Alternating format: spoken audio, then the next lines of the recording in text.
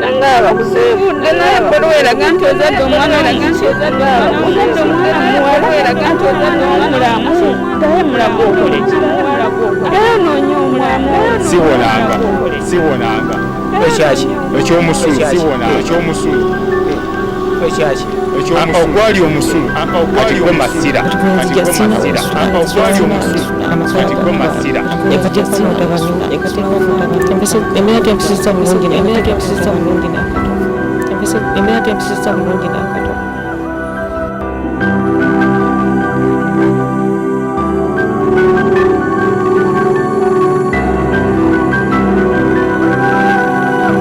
so kati ntuga atugenda kukola tutya. It seemed nti wali Musene yali amuddulo Musana yali amuddulo kenze nga tamuwadde lukusa ayinza n'okuba nga teyatawaana kubanga kati abo abantu bali mu security bali mu kunoonyereza ku murders bonna bamanyi ekigenda mu maaso. So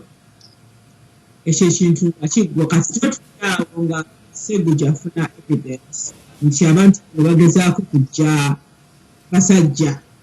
Luzira bategedde nti twategedde gye tuli Segujja ne bagezaako nnyo omutegaawo okumukwata bane ne bamugamba Segujja wandikoze eki wandiyingidde mukiro ofuluma naye Segujja n'agamba nti sigenda fuluma kino ekitunga sinakimaliriza na tugenda bwe twategeera nti babata twasooka Nakawa kubanga Nakawa ye kooti gye baali bakozesa okufuluma Jjajja Musene yabirimu bijanze golaba natuuka nentuula mu maaso ga kompyuta mu ofisi ya Musene okutunuulira waliwo omuntu gwe baali babirizinze on bail naye omwami oyo ennaku tezikwatagana ngeri ki gye yayulizingibwayo ate nga Segujja oweddiye yali alina evidence eruzira nti omusajja baamutadde as in a transfer to Kigo naye Kigo taliiyo naye ate kukola mu kooti alaga nti ate bamutadde ku kooti kyokka ennaku zonna zeyalina okusayininga on ku kooti ng'omuntu ku bail teyalinyawo era nga kigambibwa nti n'olunaku luminisitule lwateekwa teyaliyo yaliyo Kigo yali tumanya yaliyo eruzira nga tebannamuta tewali ebintu byonna nti kuolwo yafuluma so kirabika nti Jjajja Musene ate yamuta atya ku court bail nga tazze era baani abaamweyimirira kakati oyo yali mutaawo oba erinnya ye mutaawe naye liwandiikiddwa mutaawo ku court ate nekirala engeri gye baali bati amanya gaabwe bagakyusakyusanga nga bakozesa nnyo amanya g'abasiraamu so tulwana okugezaako okulaba nti Ashiya Mukungu tebamuta yali ng'asigaddeyo tujja ku kooti Nakawa mukyala gutwala bagamba tuvaawo nga tugenda nga tulaba Judge Kasule ku Court of Justice Kasule ng'atugamba ye agenda kwogera ne Judge Musene Ataalu agamba nga kafupe kooti tulina mandate okuprotectinga public abantu bano baba nga bali dangerous ngawa ono bwayogera then tebayinza kuteebwa ntwave wa Judge Kasule we later learned yagenda n'ayogera ne Judge Musene Masaayi naye bye tugendako n'okulaba DPP kola olunaku mu office ne twogera deputy we ebyo yali omukyala bamuyita Betty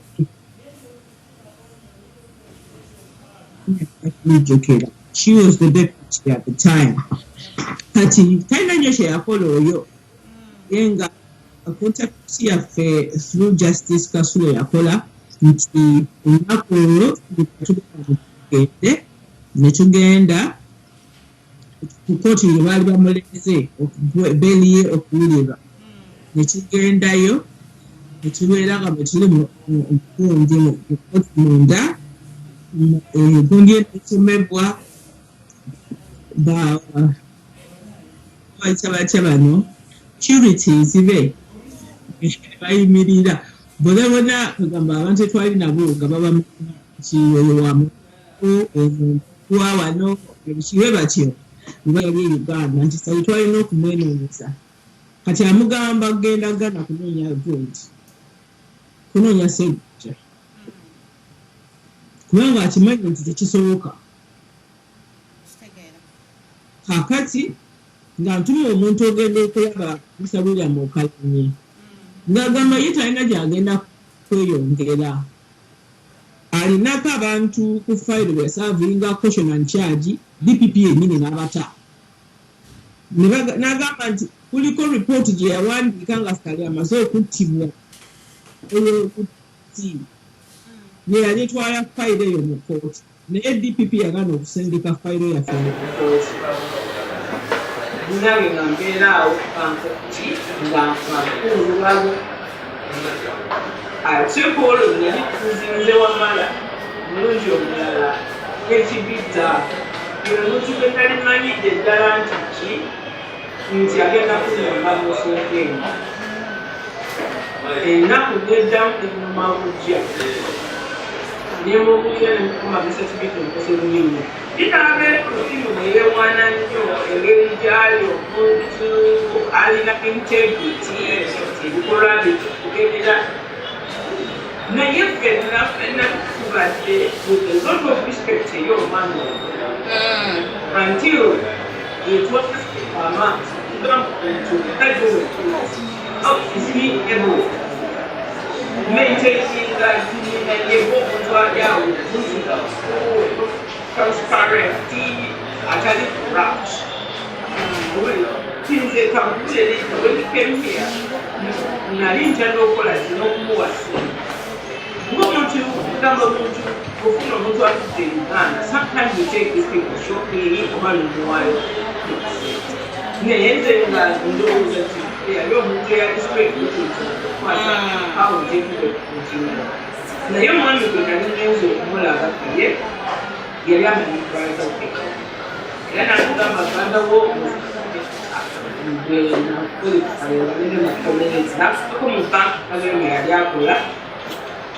n'agamba ngaalimentaawe kati nano awude ngo nawe yali afudde kati tukatwawukana ki namukwasa ssebo n'amugamba ntwalire maama azikwala kati nze nange namugamba nifesipita okutoletunapulane kutekiwasho nagamba alina kudonia abantu okuvugawo kale tijja kusoboka kati lukola era naku tugenda mugoni ki nsujayo sote tuziteekamu empezo tuzifunwa oze nkampatebo yalibagamba nti byonna nekirabika kibita tuliddemu olukwe nagamba nti biza kanaayitayogamba biki tayinza kumanti tiyali yasigenze alabika ekimanyi nagamba nti kisoboka nagamba lii tekisoboka nemugamba nange bwe yaze wange namuwadde sente asitwala nagamba ki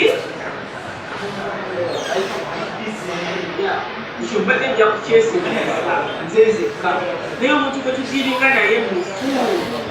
musajja mufu omwami oyo tutegera kifaana kisizaayo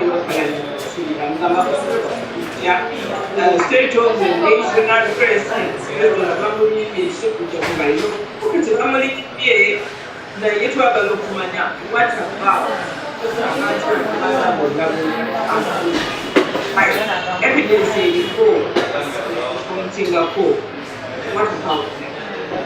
lwaki tebakwatidde akati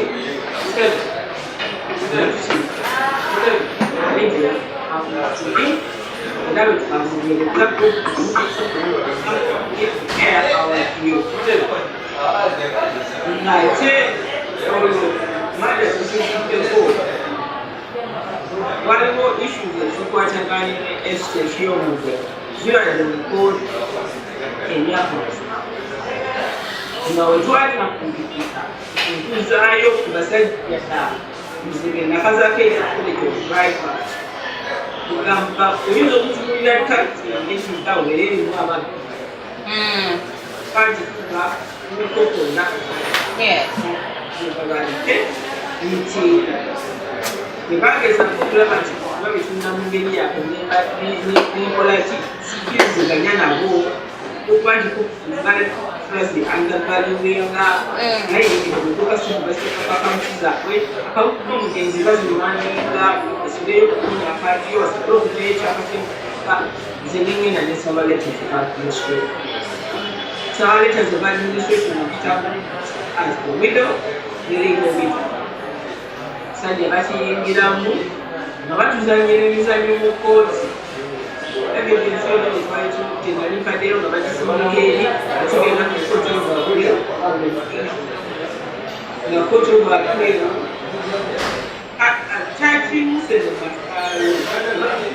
yalaba estates ne marriage certificates liyagamba sinze muwantu bajja omukazi tebazamanyi obutemu bwekawukana naye ne bakukola ebikayo mu kastomary obuboko nga bwe nakugamba yajja mukooti omukyalo nga nina olunaku kugamba bamwanyi akujjukira lyali edda nnyo maze bamumaza mu 1998 akolekuba naye ze ge babasako olunaku okujjukira eno ekufaanako naye omukyalo ono bamusimbewo nge customary widow nga bagamba kati nze mu judgment ya kooti baga judgment egamba nti Elizabeth Wamala is a beneficiary to the estate. Nze nga nkola appeal letters of administration basindike wa administration letters of administration wa administration nga omutunzi bwe nali manyidde ddala nga eyali eyingidde mu kintu kino nga letters of administration tezinafuluma faawo yangeya ningamukamubyayisa ekiwandikamu ku babalupanga mpita ne application ekyali mukolaganje polisi nti fayiro evuddeyo wa administrator general ate anyway nkola appeal kotoba appeal aliko wabuba bakulu kalala nga bagamba actually entitled to the estate ate namwanju kyawonju mu Supreme Court Supreme Court teri muzi atulanga batulabe kituuka mu Supreme Court tutuuka mu Supreme Court judgment yevaayo Elizabeth Wamala legal law however are entitled to a share in the estate under the section of the family. Ati ngambela wanu neu suka sini I'll be very requesting alawo olunaku lwe balina okugabanya ebintu basagingako gena asindukira chief kubanga nalowooza okuwega the channels ez'okukabalukyo kubanga kati omusango gutuuka mu Supreme Court batutaakuta appeal osaba review kibadde engeri gyakikiramu nze nasooka kuwandiikira justice nga mugamba nti tufunye judgment okuva mu kooti naye tekitukasanako olw'ensonga eno ensonga eyasooka yakubeera nti engamba ekyo simanyi ngeri ki kyalebesa jjagi wa kooti eyawansi ne kooti obwakudo ku aninmakyani nga ne certificate bbiri omuntu twayagala nange okabubukaliro nti bakuja ku buuto kati akapapula konna naye oti yasooka asobola customary widow eyokubiri nemupenyinamba customary widow negamba nti ifebula evidence ziraga nti olina shares mu estate eziri writing nebagamba single title nebawa bizubizu zaabwe nti nayawukana n'omugenzi ate n'ekirala bwe yafiire ali maze omwaka mulamba nteimponta so justice katurebe mugamba justice katurebe kintu kino kyatandikamu kiti mulimu nasalfega mulimu Mr. Abbas Serwanga mulimu omwami Peter Saki Kenya bayingira ekintu kino ne baagala okukolagana nange naye nze nali biri okukolagana nabo until manya education zaabwe nemanya n'okumanya nti obutemu buno bwabwetaba baali baagala kuyita kunze okufuna baali baagala nsalawo fana olukyalo okulemesa atwana okubenefita bamuestate awumala nengamba naye kooti kyekoze okulantinga bateubano kiyabwe era nekozi erina omukusaayi kungalo ayo nova yawamala sinte nakyebakugamba nokugamba nti abantu bano engeri yonna balina engeri bamitingamu bajaji nebogere kubanga evidence eri ku file yawandikibwa omulamuzi obangwa gundi ebina dokumenti bikirikwogera so bintu ebimala nawe bitaekwa nibwerekera so nze printing out gundi eyo olupapulu evidence egamba nti bagambye nti maze omwaka mulamba kiba nti tekinemesa okubeera nabantu bokufuna mugenzi nti namala omwaka mulamba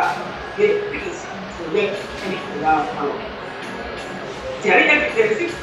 balina we batuuka konfaminga nti baali bujubi ate nze kusekuriti zange nali njogedde nti nali nzija n'omugenzi wanakirawo kakati photocopyinga passport yange section erimu visa tickets nazibukingiranga ku internet nze printing out ne boarding pass kasi byonna bikorespondingi nti project ekukana nakuma nanga abakusibudde naye bbaluwa eraga nti ozadde omwana eraga nti ozadde omwana muwala eraga nti ozadde omwana naye mulaga okole ki era noonya omwana siwonanga ekyomusulu ogwali omusulu atiko masira